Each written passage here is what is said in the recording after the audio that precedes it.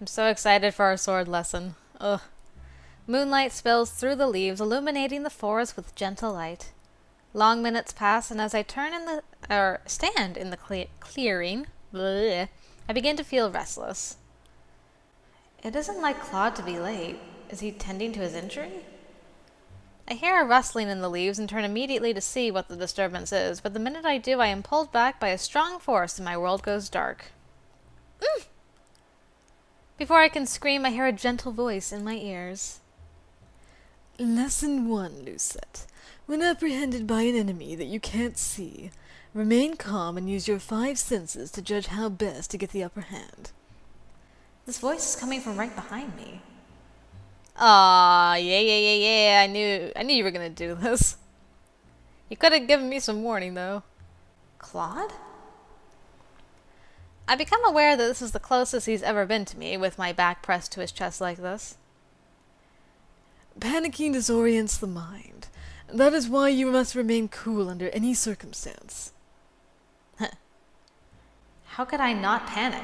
Any normal person would panic. Still, I try to force myself to be calm. Lesson 2. Enemies will often let down their guards when they think they have the upper hand. Catch your opponent off guard by remaining calm and locating this weakness with your senses. I try to calm myself as Claude instructs, and I feel it is a bit easier, but only because I know it is Claude. An opening.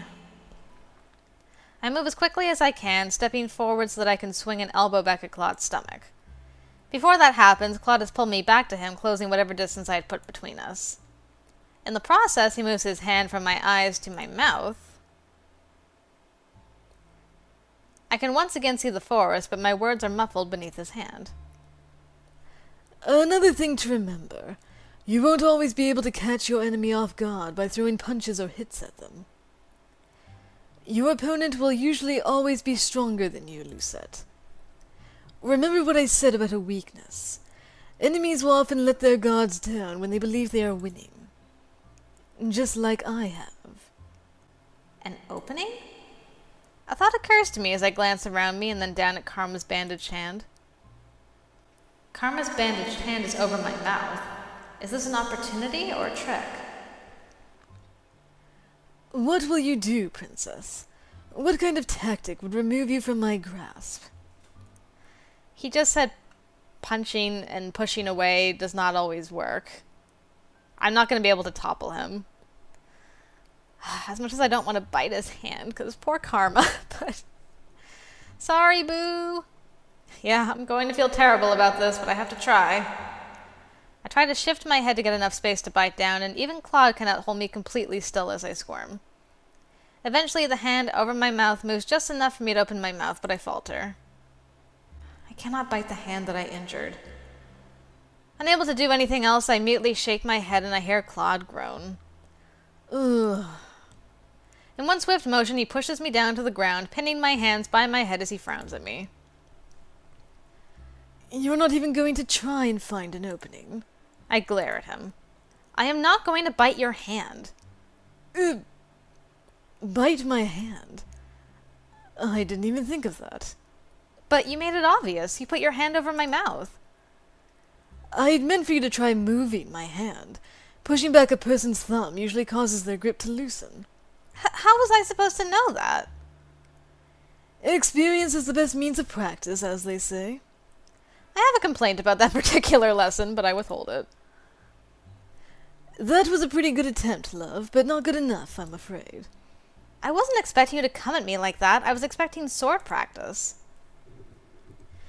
You weren't expecting a man to kidnap you in the alleyway, were you? Point. I glare up at him, unable to say anything, because he is right. You're oddly quiet. It is hard to find an opening to hurt you when you are not really my enemy. He does not move, but continues to stare at me. His face is close to mine. Close enough to... Close enough to what, exactly? Lucette? Lucette, do you trust me to protect you? That's not the point. I need to be able to protect myself. Because you're planning on investigating the witches on your own. No, I want to be able to protect myself because I do not want you getting hurt protecting me. Claude leans down and I can feel his hair at my cheek. For a few moments, everything slows to a stop and all I can hear is my heartbeat and his slow breathing. Once you set your mind to do something, you don't let go, do you? Claude pulls away from me before I can respond, and he's standing again, offering me a hand.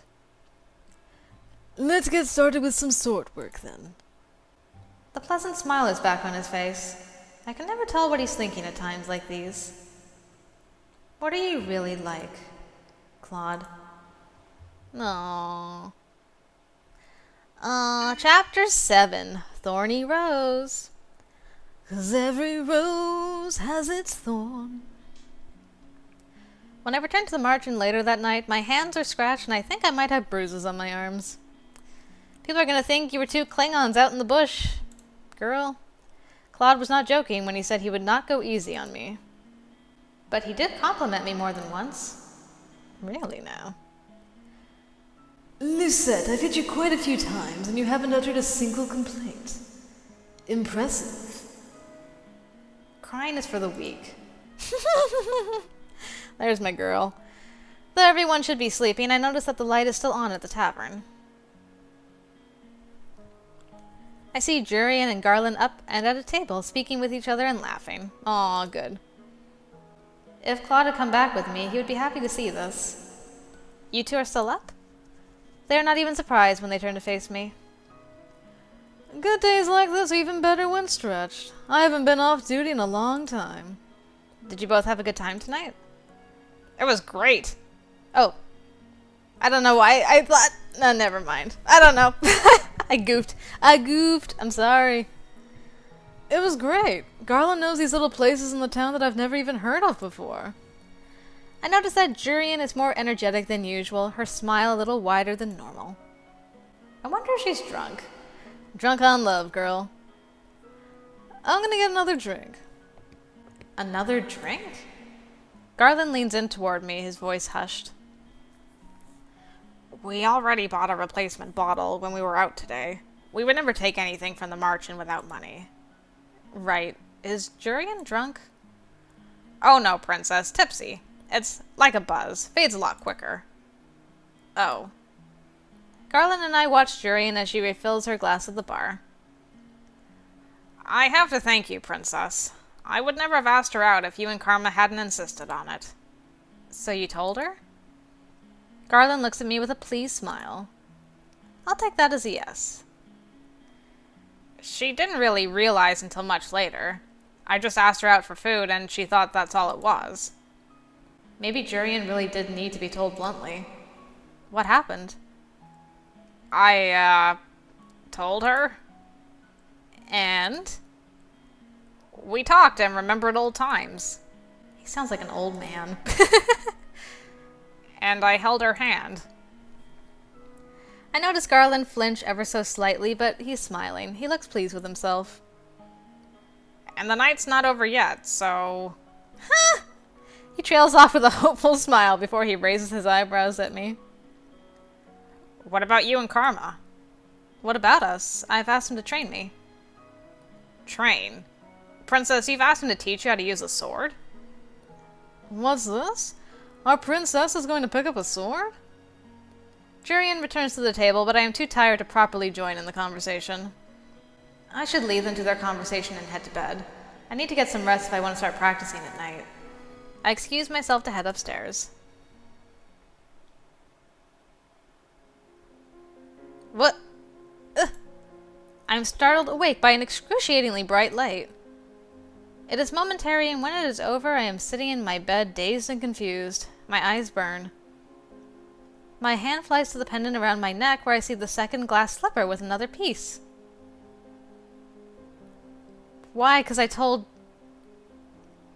Garland to talk to Jurian? And tell him... Why now? How long were you guys up? Till the sun came up? Dude.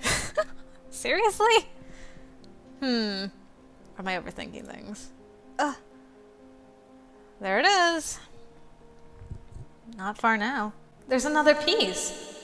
But when did I do another good deed? I grasp the necklace tightly in my hand as I make my way to the tavern. Everyone is doing their pre-morning chores when I get to the tavern area. I notice Karma glaring off into space, and then not far from him the two knights. They haven't been up all night, have they? I make my way slowly over to them. Even back then, you were like some kind of shadow, weren't you? You don't have to hide it. It was obvious you were tailing me back then. It was only because I was worried about you. I realized you really didn't have to follow me, Lan, but I'm glad you did. Lan. Lan? Jurian. Oh, shush. Fritz used to call you that, too. Lan is Garland's childhood nickname. He still gets embarrassed when I call him that. I see. So what are you two talking about? Oh, we were just reminiscing. I look at the two of them critically for a few moments, waiting for them to say something. They both exchange a glance before looking at me confused. Well? Well, what? How did your date go last night? Garland makes a sound and turns beet red. Jurian's eyebrows quirk and then she laughs. Oh, that. It went well. So well, in fact, that you can see that the two of us are still very much enjoying each other's company. Jurian is usually busy taking her rounds around the marchen with a scowl on her face. She looks happier being here with Garland, more relaxed. You might even say that we're dating. No. Or is that Garland? I don't know why I'm like blanking Jurian and Garland today. It's just, apparently I need coffee. Apologies, everyone. You might even say that we're dating.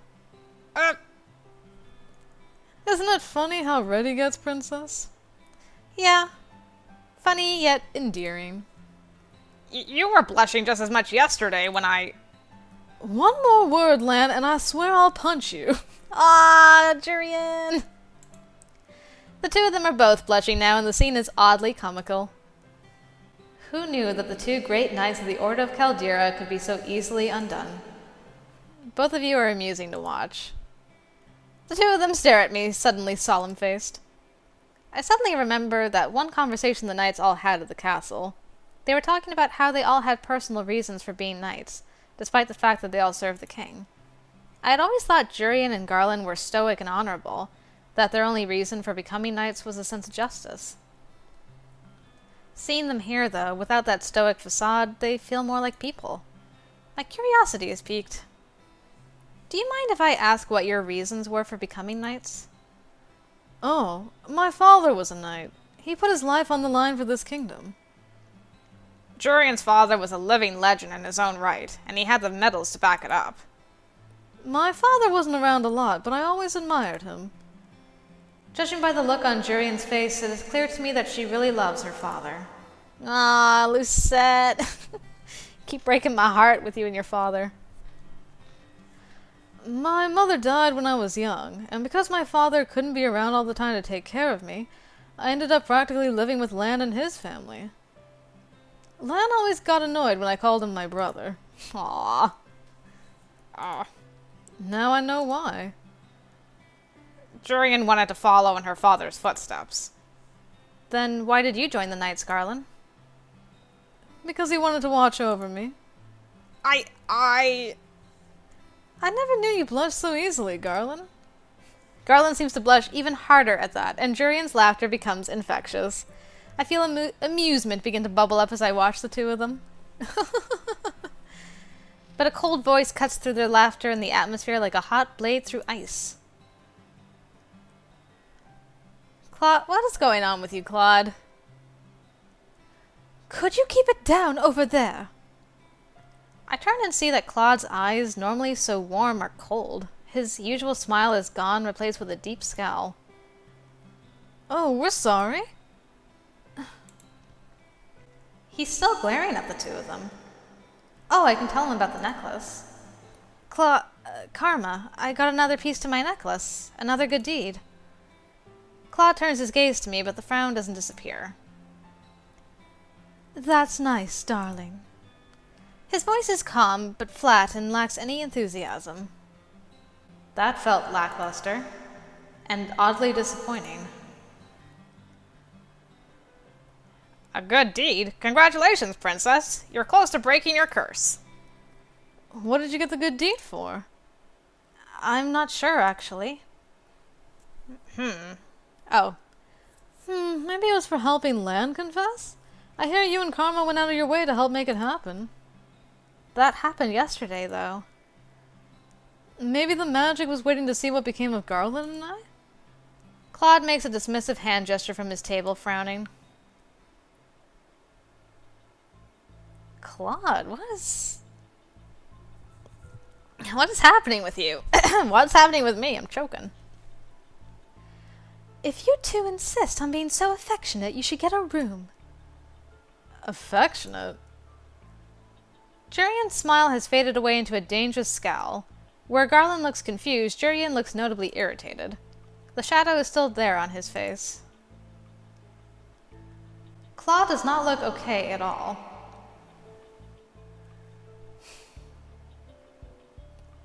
I don't really know if comforting is the right route to go right now. It's like the whole Rumple situation. The thorny beast is coming out inside Claude again, but I don't know why, but he's got to smarten up here. It doesn't matter if something's bothering him. It isn't like him to be so rude. Irritation is no excuse for rudeness. Fine, I apologize. Happy? He looks at me for a few moments, his expression twisted into a defiant scowl, but it doesn't hold long. Moments later, his expression softens and he looks away, almost in shame. So you gotta be firm with this guy, though, man. I'm sorry. This apology sounds real. But still, why do I feel so disappointed? Silence descends for a few moments before Claude abruptly stands up from his table. Excuse me. Claude turns briskly and heads upstairs, leaving me with the two knights. I wonder what's wrong with him. You think we've been running him too thin because of practice? I do not think it's you two. I get the feeling that Claude holds himself back from saying what he means sometimes. Sometimes he acts strange. That's one way of putting it. Distant. And recently he's getting more and more moody. Is he running out of time too? I love that Anise is just like here in the corner. Princess? I look over at Anise, who is smiling apologetically. Sorry to interrupt, but Mr. Broom is getting kind of restless. Time to sweep, I suppose. Well, maybe cleaning will help get my mind off of things. The rest of the day goes by slowly. I'm stuck cleaning most of the day and then serving later. At one point I speak with Delora about the knights that had attempted to kidnap me, and she tells me that she and Parfait are meeting later to discuss their suspicions. I still do not understand what their suspicions are, when Sir Alcastor cannot possibly know who I am. Cannot possibly? You just know that he's Fritz's father, Lucette. My hands are sore by the end of the night, but I still feel like I can practice with a sword. I notice that both Jurian and Garland look restless too. Garland eventually leaves for patrol, while Jurian remains at a table looking deep in thought. I do not want to bother her, so I decide to try and find Claude. I go to his room, but find that the door is locked. Karma? Are we training tonight? No answer. My heart sinks. Is he not speaking to me? Did I do something wrong? Are you running out of time, Boo? You could tell me, unlike certain butts from before, please. For days, Claude stayed in his room, only leaving when he had to be on patrol. A few times I saw Parfait go into his room, but she refuses to talk about what is bothering him. Parfait. I feel so useless. When Karma did appear in the tavern or out in the town, he still had that terrible grimace on his face. Look, I really don't want to talk right now. If you're so frustrated with me, why not just ignore me? No, I'm not going to train tonight. I'm not in the right state of mind. I don't want to talk about it. Just leave me alone. Please. I'm really beginning to worry about him. Only now. Of course you had to pull a stupid Yuri thing on me, don't you? Speaking of, today I am in town running errands with Waltz for Parfait. It has been almost a week since Claude started acting so strangely, so I thought I needed to do something for him. I know he likes dresses, and he told me once that he likes roses, but can I really find something that will cheer him up? Perhaps he would like some jewelry. Waltz, do you remember where that jewelry store Karma likes is? I don't go there very often, so unfortunately no. Princess, is this a good deed? What you're doing right now, did you think it would be a good deed? Good deeds need to be selfless, right? Generally, yes. I doubt this will count as selfless. I'm doing this to cheer Karma up. That sounds pretty selfless. But it's also so that he goes back to teaching me how to fight instead of sulking in his room. I've heard that Karma's been teaching you how to use the sword. Why do you want to learn how to fight?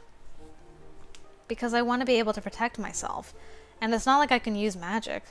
At least sword fighting gives me an advantage. I'm sorry, Princess. I wish I could teach you magic, but it doesn't work when you're under a curse. But on your 18th birthday, when you become the Tenna Baron Bearer, you'll be able to use magic. I'll instruct you if you want me to. That would be nice. Though that does not solve my current problem. What would cheer Claude up? I turned to look at Waltz, confused with his chuckling. Karma's important to you, isn't he? He's my partner, and he's helped me. He has also been patient with me and smiled even when I've said some really inconsiderate things to him. I'm glad, Princess, that he's your friend. My friend. Claude does not feel like a friend. He feels like something else. Like more than a friend.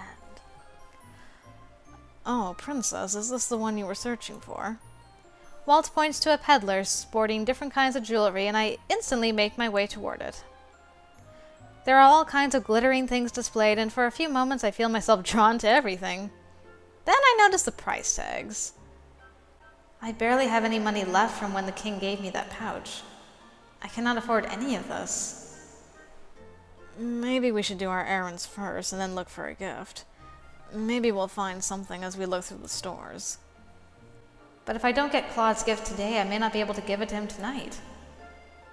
Princess?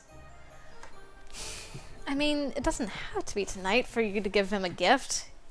Unless he dies, of course, but Waltz's suggestion makes more sense to me. Because as you're running errands, you're going through stores anyway. I'm gonna agree to do the errands. Waltz has a good point. We might find something while we do the errands, and then we can get them out of the way. Besides, it is not right for me to put Claude above everyone else. Good girl. We spend a few hours gathering the supplies needed for the tavern, and only then do we start looking again for Claude's gift. Princess, I can hold more of those bags for you. It's fine, I'm used to carrying lots of bags. Does Karma make you carry them around? Princess, you should really tell him off. He does a lot of other things for me, but next time I think I will. So long as he gets out of his room sometime soon. I really hope he does. Hey, Princess. But now the problem is finding something that he'll like. What does Claude like? Chameleons. Princess. There's no reason for you to shout. Walt shakes his head at me, but he's smiling. Let me offer you a deal. A deal? If you help me set up one of my puppet shows, I'll pay you. You earn money from your puppet shows? I get tipped. So, what do you say? I won't go easy on you, though. Yes, I'll help you. Why do you seem so surprised? I've never seen that look on your face before. I was just thinking that everyone's right. You've really changed, Princess. Maybe having Karma as a partner really was a good idea. Being partners with Claude may have changed me for the better, but I doubt I have done the same for him. I'm sure Karma would be very happy that you were buying him a gift. Receiving gifts from admirers isn't the same thing as you getting him something. He receives gifts from admirers? For a few moments I think about the women who chased us in town a few weeks ago, and I feel a little unpleasant stab in my heart of jealousy. Small things. A man will treat him to a dessert every so often. I saw a lot of it when we did errands together. I always make Karma accept those gifts without killing the man. Killing the man. It's dramatic, but sounds like Karma. He punched Rumple when he asked him to marry him, joke or not. Karma wears his disguise to be convincing, but then gets angry when people fall for it. He is still very much a child. You know how he is. He doesn't like being flirted with. Walt, do you know anything else about Karma's curse? His curse? He never really talks about it. Claude may be even more stubborn than me if he is not letting anyone help him with his curse. Walt and I continue our search for a gift. Walt tells me that I can look for something a bit more expensive and that he'll just put me to work on another day by helping him with his puppets. Oh, hello. I return to the jewelry peddler we found earlier. Hello, madam, sir. What can I help you with today? Do you have any sort of rose-shaped jewelry here? The man refers me to a box full of many different rose-shaped earrings. He then shows me necklaces, and I realize belatedly that it is as if I am searching for something for Miss Karma, not Claude. My eyes scan the glass, nearly in defeat, before a little rose catches my attention in the back of the display window. It has a chain connected to it, but it doesn't seem long enough to be a necklace. What's that one? That's our simple rose pendant, madam. It comes with a chain, but it can also be pinned on the chest. The man takes it out of the display case so I can look at it. Be perfect for a guy who sometimes is a lady and sometimes is not. Ooh! This is fancy, but not completely flashy. I feel a little click as I press my fingers to the pendant, and I realize that it can also open. Oh yes, you can also put something small inside of it. This is perfect. I look at the price tag, and after making sure that it is not too expensive, I pay the shopkeeper. Walt pays him the additional fee, and then we walk back toward the merchant together. Good job, girl. When we return to the merchant, I go to my room to tuck the locket into a drawer before I head to the tavern to finish the rest of my chores. Just as I expected, Claude is not downstairs today either. Jurian and Garland have taken to training with each other, though they seem agitated that Claude is not helping them. At the end of the day, I hurry to my room where I write a few words on a piece of paper that I put into the locket. A normal rose would have withered, so I offer this one instead in heartfelt thanks. I hold the locket tightly in my hand and start toward Claude's room. Why is my heart beating so fast? I'm just giving him a gift. I pause at Claude's door, remembering the last time I entered his room. I'm sure it's okay if I just go in. I open up the door to Claude's room, which is thankfully not locked, and step inside. Claude is sitting motionless in front of his mirror, shoulders slumped as he stares at his reflection. He's shirtless, and there's that tattoo. It seems different? Oh, I was focused on the wrong rose. I was focused on the rose jewelry that he had in his hair and on his, that he wore as a brooch, but it's actually the rose tattoo. Claude does not notice me at first. I notice that his hand goes to the tattoo over his chest, and then I hear him heave a heavy sigh. Slowly, I close the door behind me. It clicks, and that is when he suddenly turns to look at me. At first, there's just shock on his face, and then suddenly anger. Again. Why do you do this again, Lucette?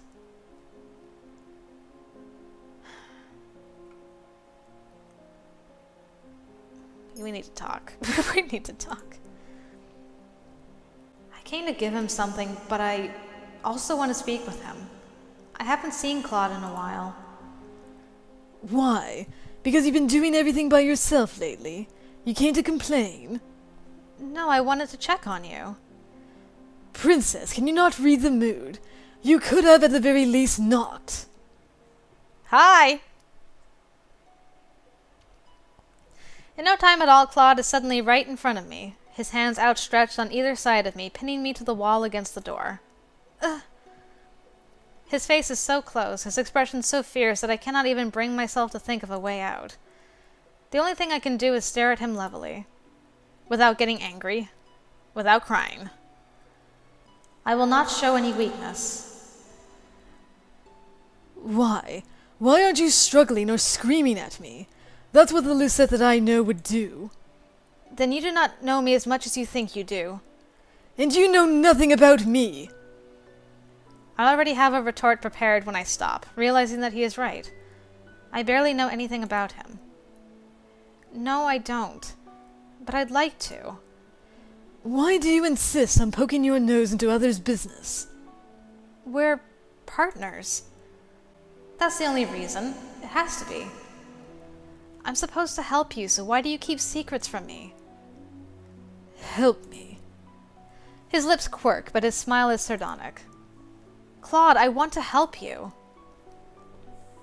In the silence that descends between us, I find that I cannot help but look at Claude's tattoo, at the thorns twirling around the rose. It is beautiful, but it also seems so lethal.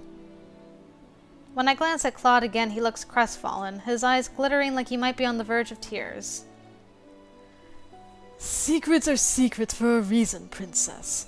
You should know that. If I could speak about them, I would, but I can't. And you bursting into my room without any notice only makes it harder. Harder? For what? Princess, you can't imagine what this all feels like. What is he talking about? And that woman! I thought we were meant to be. She was so lovely. Her smile as bright as the sun. Claude's eyes are far away. That's why. Never again. But then you ruined everything, Lucette. You cut me down like... I pushed my hands against Claude's chest, catching him off guard and forcing him to stumble back. I cannot take any of this. If I've ruined everything, then I'll just leave. You can have all of the time in the world to yourself then. The locket I brought for him burns in my hand, and I end up throwing it at his feet. Lucette, wait. I ignore him as I run from the room. When I return to my room and lock my door, I feel too hollow inside for tears. It hurts to breathe when I think of Claude. I eventually manage to fall asleep, but only have snatches of restless dreams when my eyes finally close.